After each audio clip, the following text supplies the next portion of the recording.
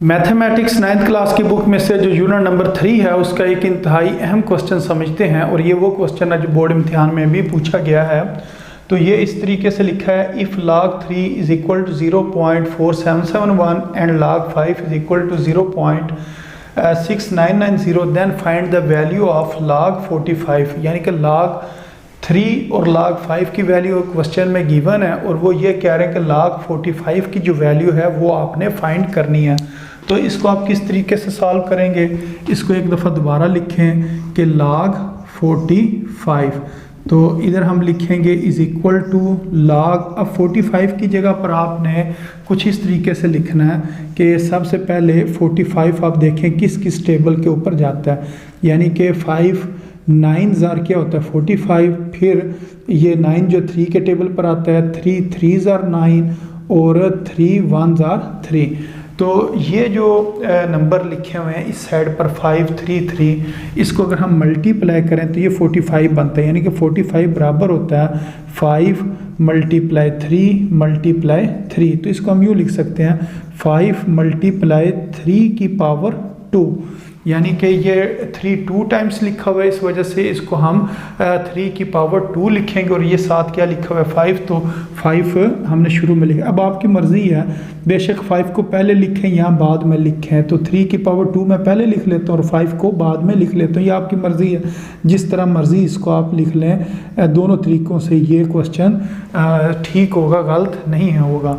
अब ये 45 की जगह पर आपने लिखना है 3 की पावर 2 मल्टीप्लाई 5।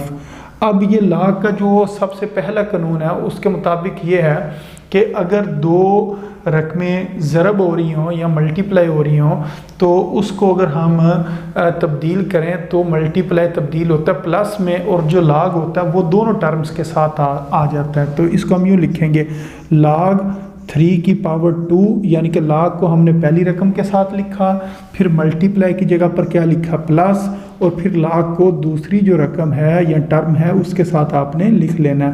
अब log का जो तीसरा कानून है उसके मुताबिक जो पावर होती है वो log के शुरू में आ जाती है। तो ये जो पावर 2 है ये log से पहले आ जाएगी, ये यूँ लिखा जाएगा 2 log, और ये आगे क्या लिखा हुआ है 3, तो इधर 3 लिख देंगे, फिर लिखेंगे प्लस, फिर लिखेंगे log 5। अब ये एक दफ़ा दोबारा लिखते हैं, ये 2 लिखा। अब log 3 की वैल्यू क्वेश्चन में गिवन है, वो किसके बराबर है 0.4771, वो इस जगह पर लिखा, फिर लिखा प्लस और फिर log 5। log 5 किसके बराबर है 0.6990। अब आपने क्या करना है, ये जो 2 लिखा हुआ है इसको आपने मल्टीप्लाई करना है ये जो ब्रैकेट के अंदर लिखा हुआ है 0.4771 के साथ। जब आप इसको मल्टीप्लाई करोगे तो आपके पास इसका आंसर आएगा 0.9542, और ये जो इससे आगे लिखा हुआ है इसको इस जगह पर दोबारा लिख दें प्लस 0.6990। अब इन दोनों नंबर्स को आप कैलकुलेटर की मदद से ऐड करें और फिर आपके पास इसका जो आंसर आएगा वो आएगा 1.6532।